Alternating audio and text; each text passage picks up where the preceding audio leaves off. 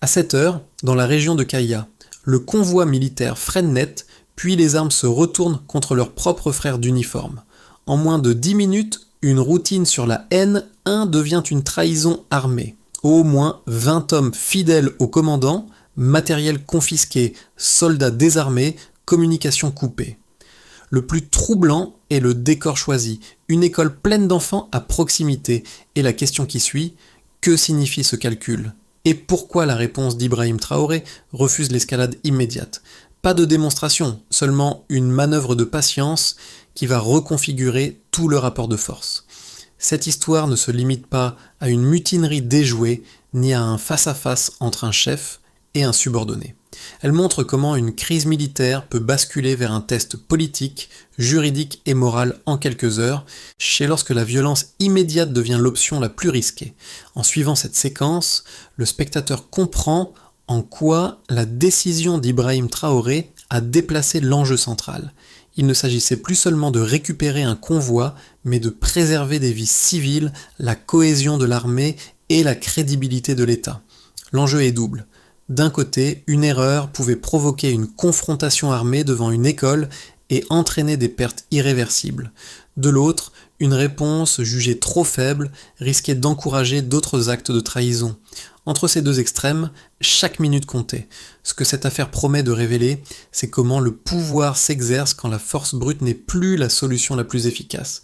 Et pourquoi certaines décisions, silencieuses en apparence, pèsent plus lourd que des frappes spectaculaires. On a d'abord une petite révélation.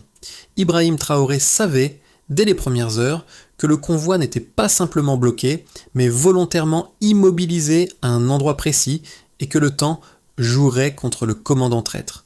Il savait aussi qu'une opération armée immédiate aurait mis en danger des civils, notamment des enfants, ce qui transformait chaque décision en pari moral autant que stratégique. Pour comprendre cette situation, il faut revenir au déroulement initial. Le convoi suivait l'axe N1, transportant des véhicules blindés, des systèmes de communication et des fournitures médicales destinées aux bases du Nord.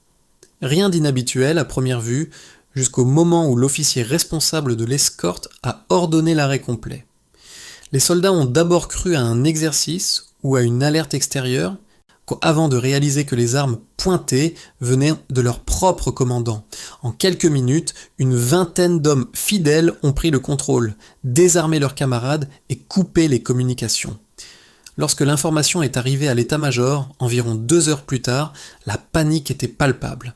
Les hypothèses se chassent en peine multipliées. Financement étranger, complot politique, infiltration par des groupes extrémistes. Pourtant, un détail a été négligé par presque tous les observateurs à ce stade. Le matériel n'avait pas été détruit, ni déplacé, ni utilisé comme levier immédiat. Tout était intact, comme mis en attente. C'est là que le calcul d'Ibrahim Traoré commence à se distinguer. Plutôt que de réagir à la rumeur ou à la pression médiatique, il a choisi de parler directement au pays dans une vidéo continue d'environ 23 minutes, sans décor, sans montage. Ce choix n'était pas improvisé. Il préparait le terrain pour une décision plus large où le facteur temps, la preuve et l'opinion publique allaient peser plus lourd que la force brute. Sur le terrain, la crise ne se résumait pas à des lignes de commandement abstraites. Elle se jouait à hauteur d'homme, entre des soldats désarmés, des civils inquiets et un espace qui changeait tout. Une école encore en activité. Les militaires immobilisés n'étaient pas des figurants. Beaucoup comprenaient à peine ce qui se passait, hésitant entre l'obéissance hiérarchique et la conscience d'assister à une trahison. Certains pensaient encore à une manœuvre exceptionnelle, d'autres percevaient déjà que la situation avait basculé. Dès le autour d'eux, la vie civile continuait. Des parents déposèrent leurs enfants, des enseignants tentèrent de maintenir le calme, sans savoir que des véhicules chargés de munitions se trouvaient à quelques mètres. Ce voisinage créait une tension silencieuse. Toute intervention armée risquait de transformer un incident militaire en drame national. Cette réalité matérielle, souvent absente des analyses à distance, pesait lourdement sur chaque option envisagée. Les soldats fidèles au commandant traître n'étaient pas non plus homogènes. Certains avaient été convaincus qu'il s'agissait d'une mission légitime. D'autres suivaient par loyauté personnelle ou par peur des conséquences. Au fil des heures, l'incertitude grandissait parmi eux. Restaient signifiait s'exposer à une issue violente. Mais la partie revenait à reconnaître une erreur potentiellement mortelle. Dans ce décor contraint, la population locale est devenue un acteur involontaire mais décisif. Les images filmées par des téléphones, montrant la proximité de l'école, ont commencé à circuler. Elles ont déplacé le regard collectif, transformant une affaire interne à l'armée en question de protection des civils. Très vite, l'évidence s'impose. La manière de résoudre cette crise déterminera si l'État privilégie la force immédiate ou la préservation de vies innocentes. Avant l'incident, la journée avait commencé comme tant d'autres. Le convoi quittait Ouagadougou à l'aube, empruntait la N1 et progressait vers le nord avec du matériel jugé essentiel pour les bases avancées. Rien ne signalait une alerte particulière. Les ordres étaient clairs, la hiérarchie respectée, en que la mission routinière. Puis, au moment précis où la colonne atteignait la région de Kaya, tout a basculé. L'ordre d'arrêt est tombé, les armes se sont retournées, la routine a cessé d'exister. Dans les minutes suivantes, la situation s'est figée. Les soldats désarmés attendaient, incrédules. Le commandant et ses hommes fidèles ont pris le contrôle sans tirer.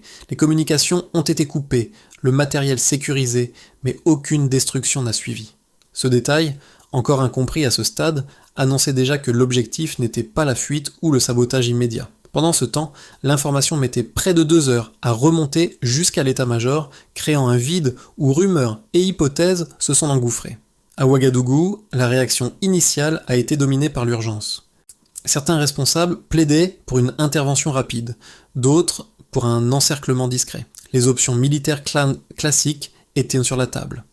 Pourtant, Ibrahim Traoré n'a donné aucun ordre spectaculaire. Il a choisi une voie qui semblait, aux yeux de beaucoup, presque passive. Au lieu de déployer des unités d'élite, il a préparé une prise de parole directe, sans décor, sans mise en scène, destinée à l'ensemble du pays. Cette vidéo, enregistrée avec un simple téléphone, a marqué un premier tournant, en confirmant publiquement la trahison, tout en posant une question simple sur les motivations du commandant. Ibrahim Traoré a déplacé le débat. La crise n'était plus seulement militaire, elle devenait morale et politique. Donc, le message était clair, la nation devait comprendre pourquoi un officier bien formé et bien rémunéré aurait choisi de tout risquer. Puis un deuxième tournant est venu avec l'annonce d'un délai de 48 heures. Pas d'ultimatum armé, pas de menace immédiate. Une promesse de procès équitable en cas de reddition volontaire et des conséquences annoncées en cas de refus. Cette décision a surpris. À l'extérieur, des analystes ont parlé de naïveté. À l'intérieur, le temps a commencé à travailler. Les premières de 24 heures ont été marquées par le silence officiel. Aucun nouveau communiqué, aucun mouvement de troupes visible. En revanche, sur les réseaux sociaux, les images amateurs ont circulé. On y voyait clairement le convoi stationné près d'une école. La pression s'est déplacée. Elle ne pesait plus sur le gouvernement. Il y aimait sur le commandant retranché. Des familles, des soldats, des organisations ont exigé que les enfants soient protégés. Dans la nuit, les premiers départs ont eu lieu. Un par un, des hommes fidèles au commandant ont déserté et se sont rendus. Ils ont expliqué avoir été trompés sur la nature de l'opération. À mesure que le délai avançait, le rapport de force se renversait. Le convoi restait immobile, mais l'isolement du traître devenait total. Ce qui avait commencé comme une interception calculée se transformait en piège stratégique, où chaque heure renforçait la position de l'État sans un seul tir. Au départ, les informations disponibles étaient limitées. On savait qu'un convoi avait été intercepté, que le matériel était intact, qu'une vingtaine d'hommes étaient impliqués, et que les communications étaient complètement paralysées. À ce stade, rien ne permettait encore de mesurer l'ampleur réelle de la trahison, ni ses motivations profondes. Les scénarios dominants parlaient d'idéologie, de pression extérieure ou d'un coup politique improvisé. Cette lecture change radicalement lorsque les premières preuves documentées apparaissent. D'abord, un élément chiffré retient l'attention. Le contrat révélé par les autorités. Il s'agissait d'un accord de conseil militaire signé environ 6 mois avant l'incident, liant le commandant à une société écran enregistrée dans un paradis fiscal. Le montant promis atteignait 3 millions de dollars. Ce chiffre marque un basculement. On passe d'une hypothèse floue de mécontentement interne à une transaction financière structurée, pensée sur le long terme. 3 millions ne représentent pas seulement une somme élevée, Ah mais un signal, la trahison n'était pas accidentelle, elle était planifiée. Ensuite, une autre donnée clé apparaît, les avantages annexes inclus dans le contrat. En plus de l'argent, il était question d'un manoir de luxe à Dubaï et d'une couverture d'assurance à vie. Pris isolément, ces éléments pourraient sembler anecdotiques. Ensemble, ils dessinent un modèle précis de recrutement. Identifier des officiers exposés à des difficultés financières, proposer une sécurité matérielle totale, puis exiger en retour une facilitation d'opérations de déstabilisation. Ici, le changement est net. On passe d'un incident local à l'exposition d'un mécanisme transnational. Enfin, un troisième indicateur mesurable concerne le facteur temps. Entre la publication du document officiel et la reddition du commandant, il ne s'est écoulé que quelques heures, alors qu'il restait encore environ 6 heures dans le délai initial de 48 heures. Ce raccourcissement soudain du calendrier montre l'impact direct de la preuve. Tant que les accusations restaient abstraites, le commandant maintenait sa position. Dès que le contrat, avec signature numérique et trace de virement partiel, est rendu public, son réseau de soutien s'effondre. Ces chiffres et ces délais éclairent la stratégie d'Ibrahim Traoré. Au lieu de forcer une résolution rapide par la violence, il a laissé les données parler. Un convoi bloqué est devenu une démonstration publique de corruption documentée. La pression n'est plus exercée par des armes, mais par la perte de crédibilité et l'isolement social. Il est important de noter ce qui n'apparaît pas dans ces chiffres. Aucun bilan de victimes, aucune destruction matérielle, aucun coût humain immédiat. Cette absence est elle-même un indicateur. Elle montre que la stratégie a déplacé le coût de la crise du terrain vers la réputation et la légitimité. Pour Ibrahim Traoré, la preuve chiffrée n'était pas un simple outil de communication, mais un levier central pour résoudre la crise sans escalade armée. On peut donc retenir 3 repères qui structurent cette bascule: un montant financier précis, un paquet d'avantages matériels et un effondrement rapide du soutien après la publication des preuves. Ensemble, ils expliquent pourquoi la crise s'est résolue non par la force, mais par l'exposition méthodique des faits. À l'international, les critiques les plus sérieuses s'articulaient autour de 2 idées. Le premier affirmait qu'en accordant 48 heures à un commandant traître, l'État envoyait un signal de faiblesse. Selon cette lecture, toute absence de réaction militaire immédiate risquait d'encourager d'autres officiers à tester les limites de l'autorité, surtout dans un contexte régional marqué par l'instabilité. Ensuite, on soutenait que la médiatisation volontaire de la crise, via une vidéo et des documents publiés, exposait inutilement les fragilités internes de l'armée, au risque de miner la confiance des partenaires et des investisseurs. Pris au sérieux, ces arguments ne sont pas caricaturaux. Dans de nombreux précédents, des mutineries non écrasées rapidement ont dégénéré en conflits prolongés. L'histoire récente de la région offre plusieurs exemples où l'hésitation initiale a ouvert la voie à des affrontements plus violents. De même, la transparence totale en temps de crise est souvent perçue comme un pari risqué, car elle peut révéler des vulnérabilités exploitables par des acteurs hostiles. La réponse factuelle à ces critiques se situe dans les résultats observables. D'abord, loin d'encourager l'imitation, la stratégie a isolé le commandant fautif. Les désertions progressives parmi ces hommes montrent que le délai n'a pas consolidé un front rebelle, mais l'a fragmenté. Ensuite, la publication des preuves n'a pas affaibli l'État, elle a redéfini la nature de la menace. La crise n'était plus interprétée comme un conflit idéologique ou un soulèvement interne, mais comme un cas documenté de corruption transnationale. Un autre point souvent négligé concerne le coût comparé des options. Une intervention armée immédiate aurait peut-être réglé l'incident en quelques heures, mais au prix d'un risque élevé pour les civils et d'une destruction probable du matériel stratégique. La voie choisie a permis de récupérer le convoi intact, d'éviter des victimes et de démanteler un réseau plus large. Sur le plan strictement stratégique, le rendement est supérieur. Enfin, le message envoyé à l'intérieur de l'armée diffère de celui redouté par les critiques. Il ne s'agissait pas de tolérance envers la trahison, mais d'une démonstration que celle-ci serait exposée publiquement, documentée et jugée. La fermeté n'a pas disparu, elle a simplement changé de forme. Ce moment marque un basculement stratégique clair. Jusqu'ici, l'attention semblait concentrée sur la capacité de l'État à réagir sans violence. À partir de cet instant, le centre de gravité se déplace vers le commandant retranché et son isolement croissant. Ibrahim Traoré n'a pas renforcé la menace militaire, il a renforcé la contrainte morale et sociale. Le délai de 48 heures, souvent interprété comme une faiblesse, se révèle être un instrument de compression du temps psychologique. La publication du document contractuel agit comme un révélateur. Elle recontextualise chaque geste précédent. Le stationnement près de l'école n'apparaît plus comme une précaution, mais comme une prise d'otage indirecte. Le silence officiel n'est plus de l'hésitation, mais une attente calculée. À ce stade, le commandant ne fait plus face à l'armée, mais à l'opinion publique, à ses propres hommes et à une nation qui comprend désormais l'enjeu réel. Ce renversement est discret mais décisif. Aucun nouveau discours, aucune démonstration de force. Pourtant, l'équilibre s'inverse. Les réseaux de soutien se fissurent, les promesses financières perdent leur valeur et la narration échappe totalement aux traîtres. Ibrahim Traoré a transformé une crise ponctuelle en test de loyauté observable par tous, où chaque heure supplémentaire renforce l'État sans exposer de vie civile. À partir de là, l'issue devient moins une question de puissance que de survie politique individuelle. Le piège n'est pas militaire, il est narratif et irréversible. Pour l'État, la résolution de la crise a produit un effet immédiat de crédibilité retrouvée. En récupérant le convoi intact et en évitant toute victime civile, le pouvoir a démontré une capacité de contrôle sans recourir à l'escalade. La publication des preuves a aussi déplacé le débat institutionnel.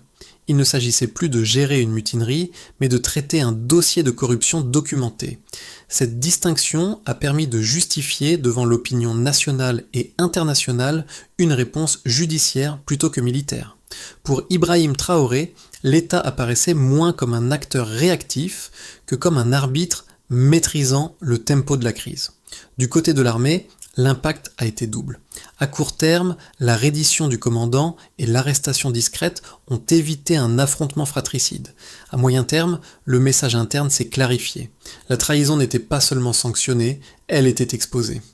Les désertions observées avant la reddition montrent ça que la loyauté ne s'est pas effondrée. Elle s'est réorganisée autour d'un principe simple: personne n'est au-dessus de la loi.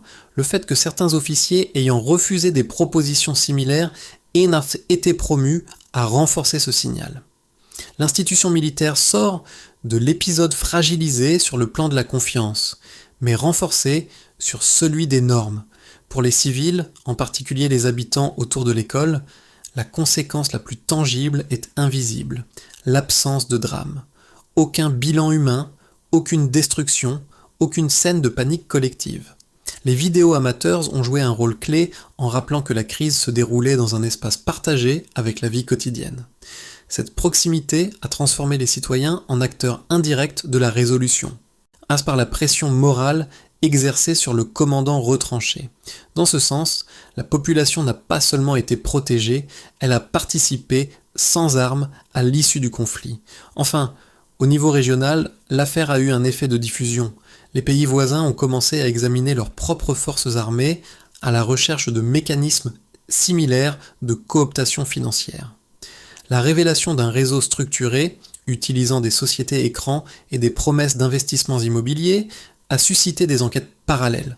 Le Burkina Faso est apparu comme le premier à exposer publiquement ce type de stratégie. Ibrahim Traoré est alors devenu, volontairement ou non, un point de référence dans la gestion d'une crise militaire sans effusion de sang. Ces 4 niveaux de conséquences montrent que l'enjeu dépassait largement un convoi intercepté. Il s'agissait de savoir comment une décision, apparemment prudente, pouvait produire des effets systémiques durables. La question reste ouverte. Ce modèle est-il reproductible ailleurs ou dépend-il d'un contexte exceptionnel ? À ce stade, 3 trajectoires se dessinent. Dans une première trajectoire, l'affaire du convoi reste un précédent marquant, mais circonscrit. Les procédures judiciaires suivant leur cours, les réseaux identifiés sont démantelés progressivement et l'armée renforce ses mécanismes internes de contrôle. La crédibilité acquise pendant la crise se stabilise sans provoquer de rupture majeure. Ibrahim Traoré capitalise sur l'épisode pour consolider l'autorité de l'État sans transformer l'événement en doctrine officielle. Santé, ce scénario suppose que la pression régionale demeure modérée et que les partenaires internationaux acceptent la lecture judiciaire plutôt que militaire de l'incident. Dans une deuxième trajectoire, l'effet d'entraînement est positif. La gestion de la crise devient un modèle explicite. Les pays voisins engagent dans des audits internes, partagent des informations et coopèrent sur les mécanismes de cooptation financière révélés. À l'intérieur du pays, la transparence affichée renforce la confiance entre civils et forces armées. Les promotions accordées aux officiers ayant refusé la corruption servent de signal durable. Dans cette trajectoire, Ibrahim Traoré transforme un succès ponctuel en levier de réforme, en montrant que la fermeté peut s'exercer par la preuve et le droit plutôt que par la force immédiate. Dans une troisième trajectoire, à cas plus sombre, l'exposition publique du réseau provoque des réactions adverses. Les acteurs impliqués, désormais privés de discrétion, adaptent leurs méthodes. Les tentatives de déstabilisation deviennent plus indirectes, plus fragmentées, et donc plus difficiles à documenter. La pression internationale s'intensifie, certains partenaires interprétant la stratégie comme imprévisible ou trop personnalisée. Dans ce contexte, chaque nouvelle crise est comparée à l'épisode précédent, créant une attente élevée et un risque de surinterprétation. L'État se retrouve contraint de prouver à chaque fois qu'il peut reproduire le même équilibre sans erreur. Ces trois trajectoires ne s'excluent pas. Des éléments de chacune peuvent coexister selon les circonstances. La variable centrale reste le temps. Si les institutions parviennent à intégrer les leçons de la crise sans les figer en dogme, la trajectoire reste maîtrisable. Si au contraire l'événement est mythifié ou minimisé, il perd sa valeur opérationnelle. La recommandation de fond n'est donc pas une recette d'action, mais une posture. Observer, documenter, puis agir lorsque le rapport coût-risque bascule clairement. C'est cette séquence, plus que le résultat immédiat, qui déterminera si l'épisode restera une exception ou deviendra un jalon structurant. Pour certains spectateurs, cette affaire résonne comme une question de sécurité collective. Elle rappelle que les crises militaires ne sont jamais confinées aux casernes. Elles débordent sur les routes, les écoles, les quartiers ordinaires. L'épisode montre comment une décision prise au sommet peut protéger ou exposer, a fait des vies civiles sans que celle-ci ait une voix au chapitre. Cette proximité forcée entre pouvoir et quotidien rend la stratégie lisible, presque tangible. Pour d'autres, plus attentifs aux institutions, le cas interroge la nature de l'autorité. Faut-il frapper vite pour paraître fort ou accepter le risque de l'attente pour frapper juste? La réponse donnée ici bouscule des réflexes bien ancrés. Elle suggère que la légitimité ne vient pas seulement de la capacité à contraindre, mais de la capacité à convaincre, preuve à l'appui. En ce sens, la posture d'Ibrahim Traoré agit comme un miroir. Elle oblige chacun à reconsidérer ce qu'il attend réellement d'un État en situation de crise. Et pour d'autres encore, perçoit surtout la dimension morale. La trahison décrite n'est pas idéologique, elle est transactionnelle. Elle pose une question simple, mais inconfortable. Jusqu'où la sécurité peut-elle être mise en balance avec des promesses matérielles? Le fait que certains officiers aient refusé et aient été récompensés montre que l'alternative existe, mais qu'elle dépend d'un cadre clair et visible. Ces lectures différentes convergent vers un point commun. La crise ne parle pas seulement du Burkina Faso, ni d'un commandant isolé. Elle parle de la fragilité des systèmes lorsqu'ils reposent sur la loyauté individuelle et de leur résilience lorsqu'ils rendent cette loyauté mesurable et publique. Pour le spectateur, l'impact n'est pas spectaculaire, mais persistant. Il reste une question de fond. Dans une situation similaire, préférerait-il la rapidité rassurante ou la patience risquée? Pour verrouiller ce type de crise, une logique s'impose. Transformer l'exception en procédure. Après la reddition, l'affaire n'a pas été absorbée par le silence administratif. Elle a suivi un cadre clair, arrestation discrète, détention provisoire, puis instruction judiciaire militaire. Cette séquence envoie un signal précis. La trahison relève du droit, pas de l'arbitraire. Pour Ibrahim Traoré, Inscrire la réponse dans un calendrier légal mesurable permet d'éviter que la crise ne se transforme en règlement de compte politique. Ensuite, l'enquête doit s'étendre. L'exposition publique d'un contrat n'a de sens que si elle s'accompagne d'un travail en profondeur. Les autorités ont identifié d'autres agents impliqués, certains ayant accepté, d'autres ayant refusé et signalé les approches. Cette distinction est essentielle. Elle permet de ne pas traiter l'armée comme un bloc homogène, mais comme un ensemble de responsabilités individuelles. Récompenser les refus par des promotions rapides verrouille l'incitation du bon côté. Vient alors la prévention. Le mécanisme mis au jour reposait sur des vulnérabilités financières personnelles. La réponse ne peut donc pas être uniquement punitive. Elle passe par un meilleur suivi des situations à risque, une transparence accrue sur les avantages et une surveillance renforcée des flux financiers suspects. Ici, l'objectif n'est pas l'omniscience, mais la réduction des angles morts exploitables. La communication stratégique compte aussi. La publication d'un document unique, au moment précis où le rapport de force basculait, montre une maîtrise du tempo. Il ne s'agit pas de tout révéler immédiatement. Assez mais de choisir le moment où la preuve a un effet maximal. Cette discipline de la preuve évite l'inflation des discours et renforce leur crédibilité. Enfin, l'enjeu devient régional. En partageant l'expérience dans des forums africains, sans la transformer en modèle rigide, l'État contribue à une prise de conscience collective.